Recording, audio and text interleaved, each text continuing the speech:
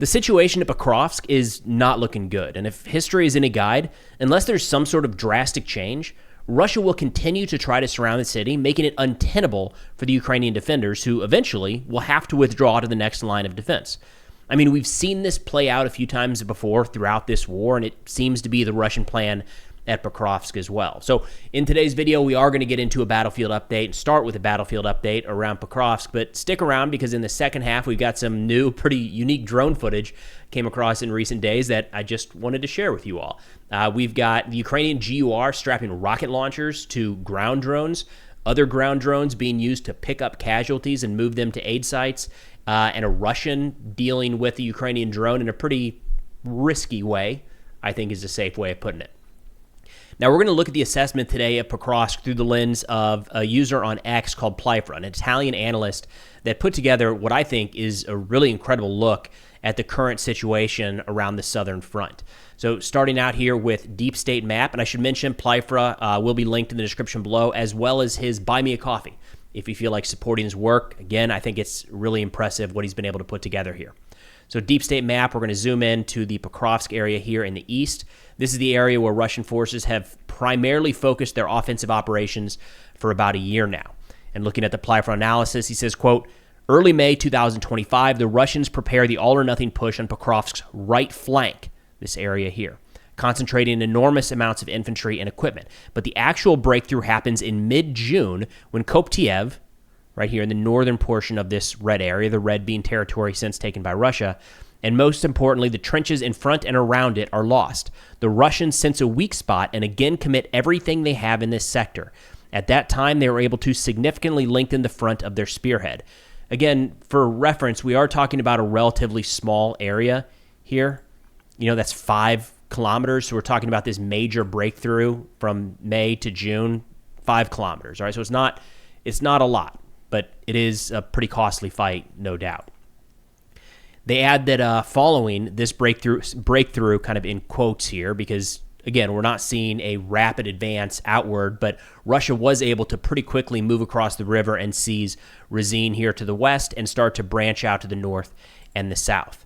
He says, currently the situation is the following. On the northern flank of the breakthrough, Russian sabotage groups currently seek into Mayak. Let me pull this out a little bit here. Into Mayak right here and Penkivka, which is, I thought it was just a little further north. So these two towns here, notably, we actually got a video. He says usually they're identified and destroyed, but we actually had a video that just came out a couple days ago showing one of these groups, a Ukrainian unit, ambushed at close range by one of these Russian recon groups. We'll go ahead and play that here for a little context.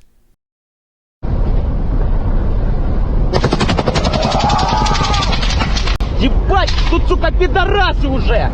Налево!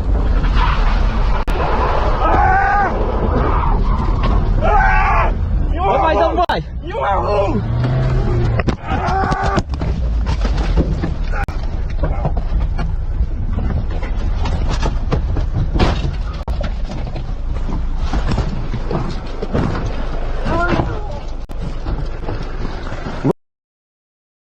Now, Plyfra continued, saying that this town here, that I can't even begin to try to pronounce, Novokominski, is under attack from a couple different directions, and the concern here is they would possibly use this as a launching ground into Minarad a little further here to the west.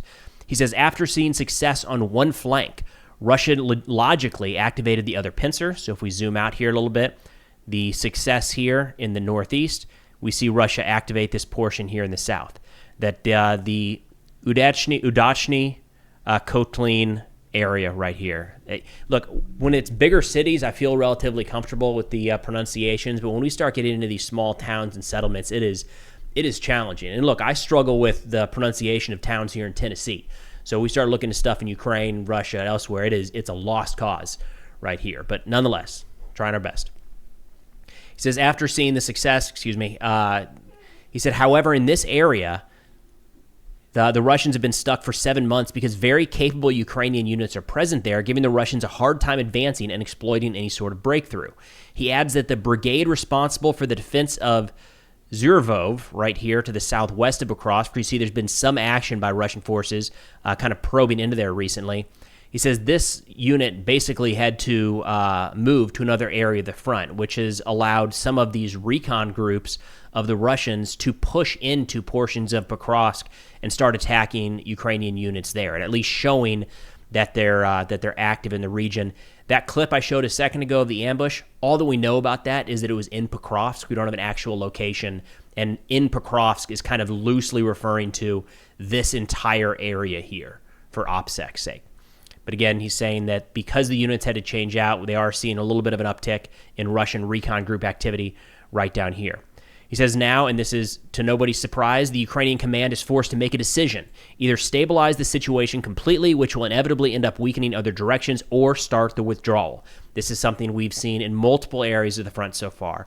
Avdiivka, Bakhmut, all across the front. This has generally, for a while now, been the Russian means of securing an area. They try head-on for a while, take pretty heavy casualties in doing so, run up against Ukrainian defenses, and eventually kick out to the east and the west or the north and the south and try to create pincers and make the Ukrainian positions inside of that pocket untenable. He says now the Russians control the logistical routes of Pokrovsk and Minorod right here with drones, which is not a surprise. And I mean, if you just look at the map, that makes sense. Again, looking at the distance here, that route from some of the Russian positions, 6 kilometers. I mean, even if we come back here, less than 10 kilometers, both of these sides are throwing out pretty regular drone strikes over 20 kilometers. So 10 is nothing. You have to assume there's pretty constant Russian coverage of that line. He says the anti-drone nets are useless in this area because the Russians can fly FPVs from kilometers away to find the entrance point, and all of a sudden you're inside the net and it doesn't really matter. So there's no safe entrance or exit for any of these nets, and there hasn't been a safe entrance or exit to Pokrovsk for some time now. So he wraps up by saying what I think a lot of us already knew. The situation in Pokrovsk is very difficult and on the brink of critical. So again, if history is any guide here, what we probably should expect to see over some period of time, and this is where people tend to always get it wrong in one direction or the other, myself included, is Pokrovsk very well may hold on like it is now for months or longer, right? We also might see, if certain areas of the front start to fall, we might see a rapid retreat of Ukrainian forces to get out of there and save their manpower for another fight. So no doubt the situation there is where Russia is pushing hardest along the entire front, and it has the focus of Ukrainian units today as well. Now, turning over to some this drone footage here. Actually, let's start with what I thought was a pretty interesting tool assessment, if you will, here. This is the Mygar Birds tracker. They just made this publicly available, or they just announced it a couple days ago. I don't know how long it's been out, but this is one of, if not the most elite Ukrainian drone unit. And they put out this website that I'll have linked in the description. You can just go check it out with statistics of what they're hitting. So if we look at the current month here, and there's some translation issues, of course, but it shows the month of July so far, the number of targeted and destroyed is the way I think impressed is targeted. So hit, maybe damaged, 23 tanks, 9 destroyed this month. 2,345 targets. They say they've killed 1,281 Russian soldiers already this month, just this one Ukrainian drone unit. Nonetheless, it breaks it down into quite a bit of detail. Again, kind of an interesting item here to follow along with if interested. But moving back over to some of this footage that I wanted to share with you guys. Let's see, the first one here we've got is the Ukrainian GUR strapping rockets to unmanned ground vehicles because, of course, right? And this is one of the, anytime we talk about unmanned ground vehicles, I tend to see a lot of comments of people wanting to make these offensive weapons, and we just haven't really seen that all that much in this war. We're seeing a lot more like this, resupply, logistics, and a video here in a moment showing the evacuation of wounded soldiers. But the GUR, multiple Ukrainian units are now starting to use these more and more for offensive purposes. In this case, you're going to see they've got some supplies they offloaded from this UGV, and explosive charges go on.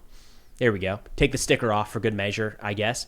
And we saw this, I think it was the 3rd Assault Brigade a couple weeks ago, where they drove some of these into Russian trench lines and forced those soldiers to surrender. So we're seeing more of these UGVs strapped up with massive explosive charges. And then, of course, we've got the rocket launchers, like AT-4 style rockets. I don't know exactly the use case for this. I guess if you have it, why not? Would not really like to be on the receiving end of that, but it definitely looks more useful than, say, a machine gun strapped to one of these UGVs. More easily controllable. Next one here is actually from the Ukrainian 5th Assault Brigade, which hits home a little bit because you all helped last month with a fundraiser to get this unit drones, including UGVs. I do not know if the one that they're strapping that casualty to right there is one that we provided or helped to provide or not. I'm not going to bother them. They got a lot more important stuff to do than to answer pesky emails and texts from me, but just know that this is one of the causes we're working to support. So we've got the unmanned ground... Is that a dog in the way? That's a problem. So the unmanned ground vehicle, get a casualty strapped to it, and the reason this has been so effective recently is, we're so used to air medevacs here in the United States. It's just what we've done for a long time, definitely since Vietnam. You fly the chopper in, load up the casualty, and get out of there pretty quickly. That has not been a feasible option in this war, essentially from day one. We have seen a lot of tracked vehicle and even just unarmored vehicles being used as medevacs, trying to get the wounded out as quickly as possible. They make for a pretty sizable target and are being targeted, to be blunt, as they pick up casualties. So this move of throwing soldiers on top of a robot when it's the appropriate casualty. And I know that sounds weird, but we talked with one of the operators a few weeks ago during an interview for this fundraiser, and he said, look, you essentially you're only using this when it's the only way you can get that person out. So in a perfect world, you wouldn't want somebody with a spinal injury to be on this, or maybe a wound to the head, maybe if they can't, it needs to be stabilized. But he said, in this case, you're only really using these when there's no other option. And in that case, it's life-saving. Now we got some interesting drone footage here as well. There's a Ukrainian unit putting together some sort of homemade incendiary device, burning out Russians from a building. So we've seen some incendiary sprayers before. This one's kind of like some kind of devilish chemistry liquid mixture. Look at that. Some sort of fuse attached as it drops down in. I mean, those are just bottles full of something. It could be as simple as just fuel, I guess, but makes sense that's... Oh, hit something while I was in there. So homemade incendiary, that looks a little more just like a traditional explosive charge, but homemade incendiary type munitions, which not all that dissimilar from what we saw about a year ago, and haven't seen a lot of them since, but the fire-breathing drones that both sides rolled out, kind of burning out tree lines. In terms of pilots actually just being absolutely ridiculous, this is a Ukrainian FPV, or a Ukrainian fiber optic drone navigating a Russian trench line in Belgorod. So something to think about from a defense capability perspective is if you have the nets overhead, if you have the shotguns, if you have the electronic warfare jammer sitting out there, all of that is great. But look at this. The drone found the entrance and just came in the side.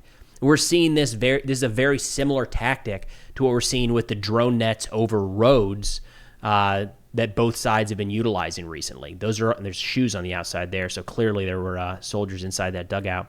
The nets are great and they do the trick, but if a drone finds the entrance, then the net doesn't do any good, and all of a sudden they have the ability to navigate through this. This is wild. Imagine being in that trench, stepping out of that dugout, looking left, and there's a drone right there, and there's a drone coming at you. What are you going to do? That's going to be a bad day. Now, this Russian soldier working on a convoy or driving by, all of a sudden sees a Ukrainian FPV parked on the side of the road, waiting to ambush him, opens fire, eliminates the threat. That is incredibly risky if you think about it. You're just kind of rolling the dice. Maybe, it's entirely possible that maybe that drone had been jammed by the electronic warfare on that truck, or maybe the operator just looked away for a second or ran out of batteries. Who knows? But they're rolling the dice of once you stop, if that drone saw you and has the ability to get up and strike the vehicle. I don't know. I feel like the move is just get out of Dodge as fast as possible. But stopping, turning around, engaging the target, and look, those are pretty good shots. 3-4 shots to hit a small drone like that, 20, 30 yards away. It's one way to do it. But that's all we got for now. Thanks for watching, and I'll see y'all next time.